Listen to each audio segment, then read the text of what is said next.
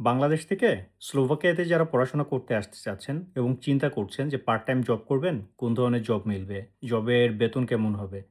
তো তাদের উদ্দেশ্যে বলা যে এখানে আপনি ইজিলি যে জবগুলো পাবেন, এগুলো হলো আপনার ক্যাফেতে, রেস্টুরেন্টে অথবা ফুড ডেলিভারির জব।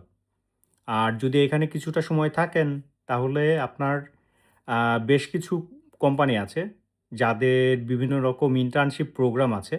আপনি ওইগুলোতে এপ্লাই করতে পারেন। যদি অ্যাপ্লিকেশন করে এরকম একটা ইন্টার্নশিপে ল্যান্ড করতে পারেন, তাহলে আপনার হয়তো এখান থেকে একটা পার্মানেন্ট জব পাওয়ারও পসিবিলিটি থাকতে পারে।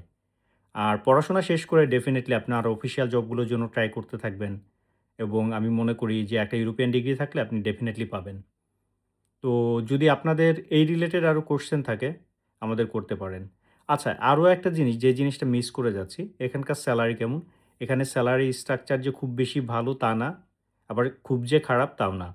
আপনার per hour around 5 to 6 euro করে যদি ক্যাফেগুলোতে জব করেন।